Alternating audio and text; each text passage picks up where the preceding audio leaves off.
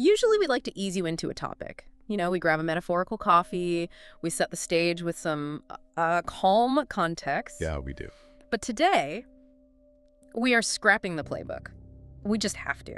We are looking at a situation developing in Neo-Los Angeles right now that it's moving so fast and is so terrifyingly contradictory, the standard entry just doesn't apply. It really doesn't. If you're listening to this, you need to stop what you're doing and actually listen, because we are dealing with a masterclass in information warfare happening in real time. Exactly. If you've been online in the last, 4 hours, you're seeing one of two completely different realities for Neo-LA. Completely different. On one side, you've got the official channels, the federal news network, government feeds, and they're claiming the city is hosting the party of the century. We're talking fireworks, soaring stock prices. A huge corporate celebration. And then you have the other side.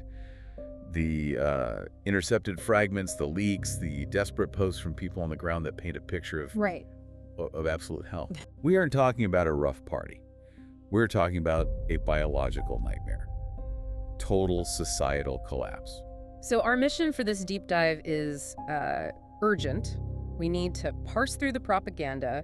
We've obtained a stack of these broadcasts, some official, some leaked, and we need to layer them on top of each other, figure out the timeline. We need to find out what is actually happening in Neo-LA right now. And I have to drop a serious warning right at the top here.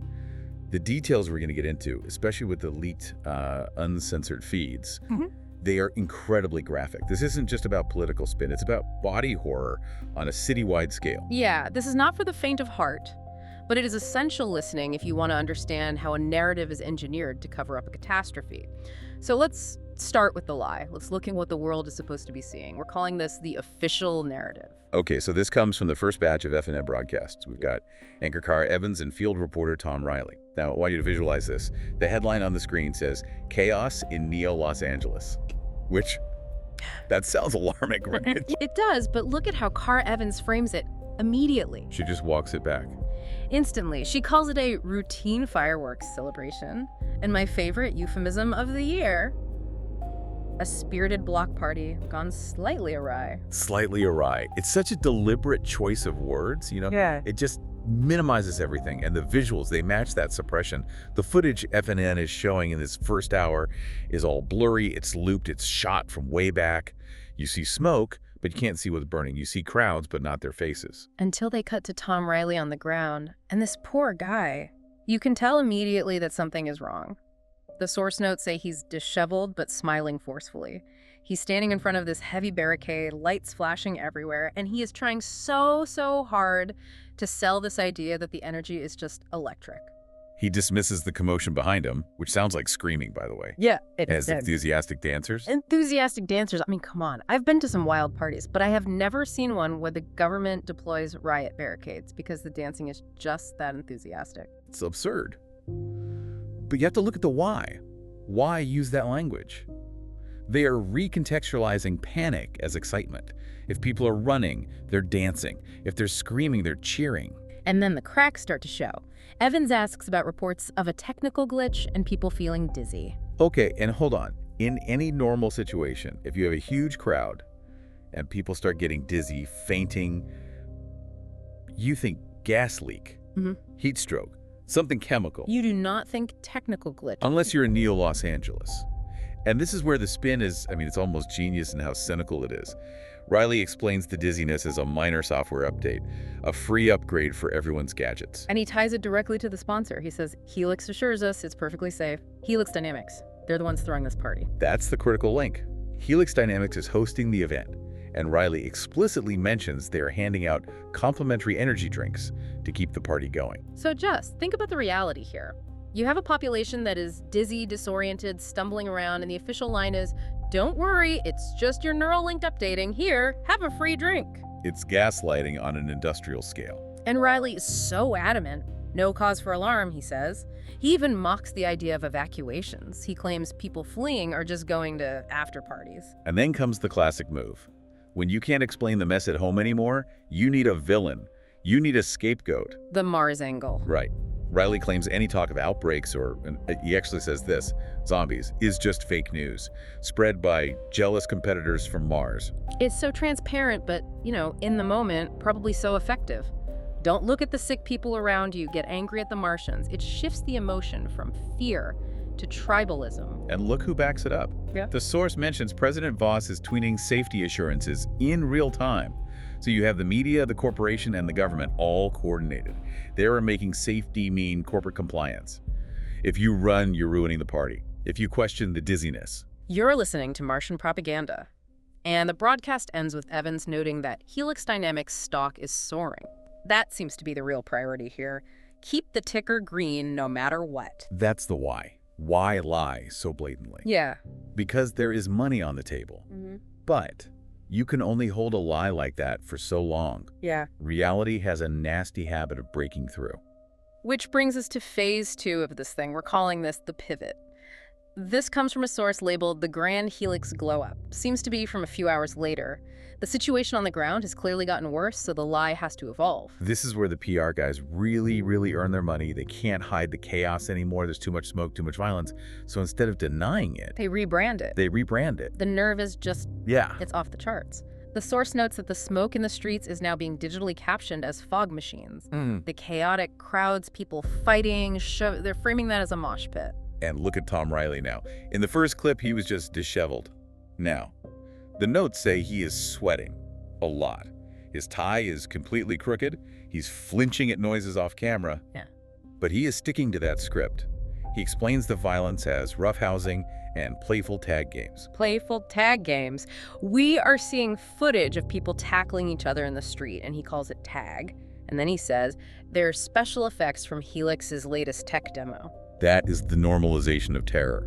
They're taking horrifying footage and just providing a comforting, false context. If you're watching this at home and you see an explosion, but the anchor says, wow, look at those pyrotechnics, your brain wants to believe the easy lie. You don't want to believe your city is burning. And it creates this dangerous hesitation. If you're actually there and the loudspeakers are telling you it's a tech demo, maybe you don't run. Maybe you stand there and watch the show until it's too late. Exactly. Confusion is a weapon. And while the people on the ground are confused, Cara Evans in the studio is doubling down on the economics. She is practically begging people to buy stock. Invest now, she says. Helix is skyrocketing. It feels predatory, like they're trying to squeeze every last credit out of the populace before the end. And speaking of the end, notice the change in the evacuation language. Before, it was after parties. Now, the evacuation shuttles are taking people to VIP after zones. VIP after zones. It implies exclusivity. It implies you're safe. Get on the bus, you're a VIP. But given what we find out next, those shuttles were almost certainly containment transports. Or worse, mobile incinerators. It's chilling. They use people's desire for status to herd them into containment. They weaponize the culture of Neo-LA against its own citizens. But the dam breaks. It always does. We have a third source. This is the one that didn't make it to the official archives. The leak. We're calling it the bloodied broadcast. It's where reality just crashes in. The whole facade, it completely collapses. The shift is instant. Cara Evans, who was so polished before, is a wreck. She's pale, her makeup is smudged, she's trembling, and she says it. We can't keep pretending. She breaks script. She calls it a nightmare. She admits it's not a party. She says something's spreading, turning people into monsters. And then we cut back to Tom Riley. And this, even just reading the transcript of this is difficult. Yeah, the camera isn't steady anymore, it's shaking. The street behind him is a war zone, not dancers. Hordes of twisted figures, and the descriptions, they are so graphic. Riley talks about bodies convulsing and bursting. Bombs of blood and guts. That's the phrase he uses. This isn't your standard zombie thing where people just shamble around. This is biological volatility. He mentions a specific person he saw, squad leader Kilgore. Riley says he saw Kilgore puke that black stuff, and then his face melted before he attacked his own squad. That black stuff, that's the detail. Remember the complimentary energy drinks from the first broadcast. The dizziness, the swelling. We are seeing the end stage of whatever was in those drinks. It wasn't a glitch, it was a catalyst. So the gift from Helix Dynamics, the free drink, was actually a bioweapon. It looks that way. It causes rapid, violent mutation. The dizziness was the incubation period. The party was the Petri dish. And the violence isn't just people fighting, it's predatory. Riley describes throats being torn out. He says the infection is spreading through the air, through bites. And then Tom Riley himself. This is the most harrowing part. Riley gets cornered. He's been spinning this lie for hours, telling people it's safe. He's been the face of the whole deception. And then he gets bitten. He yells, "It's got me! Burning inside, twisting!" And we actually see the transformation on camera. The source says his face warps, veins swell, and then his body just swells up and erupts. He explodes in a spray of fluid and body parts. That's the fate of the man who told everyone it was a minor software update. It's horrific, but it's also the ultimate proof of the lie.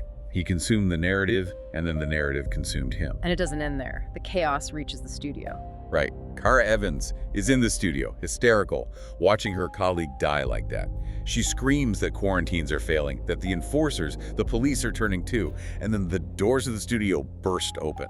The source describes shadowy horrors swarming the studio. We're talking about cameramen being tackled, limbs snapping. The transcript mentions wet cracks, crew being dragged away. And Kara. Kara's final moment is a scream. Something latches onto her. Her body jerks, her chest heaves, and the feed just cuts. Transmission lost. Silence. So we have these three narratives: the spirited block party, the grand helix glow-up, and the absolute massacre. How did these exist together? How does a government pull this off? That's the big question. It seems they tried to maintain the lie until the literal last second. They were broadcasting the glow-up narrative, the fake smoke, the mosh pit excuses, while the infection was already completely out of control. So think about that. While Tom Riley was standing there, sweating, telling people to buy stock, he was likely surrounded by people who were already starting to turn. Almost certainly. He was probably terrified out of his mind, coerced into keeping up the act. Or maybe he was in denial himself until it was too late. People are very good at normalizing insane things if an authority figure tells them it's okay. But the coordination, President Voss, the tweets, the stock market push, this wasn't a mistake. It was a calculated effort to extract value from a dying city. It's crisis capitalism at its absolute worst. Keep people calm so they don't crash the market. They sacrifice the population of Neo-Los Angeles for share prices.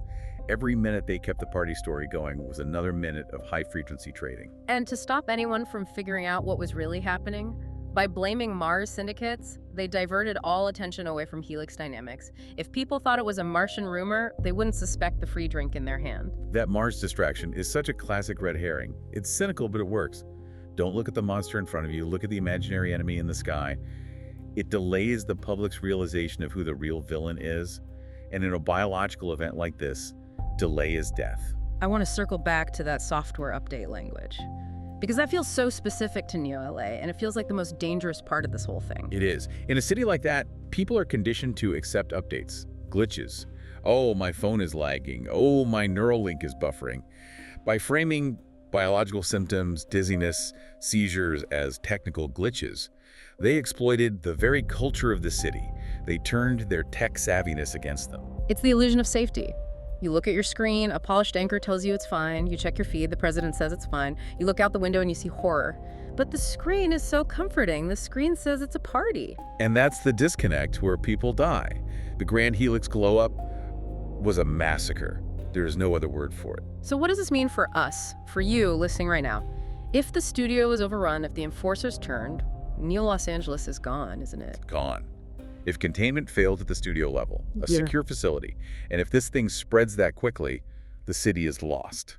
And the terrifying realization is that while those citizens were being torn apart, while their bodies were literally exploding in the streets, the rest of the country, maybe even us, we were being shown a party. We were being told to invest. We were watching the glow-up, consuming the sanitized version, while the reality was bleeding out on the pavement. It really makes you question everything you're seeing on your feed right now. Because how would we know? If they can fake a block party over a massacre, what else are they faking? It has to make you skeptical.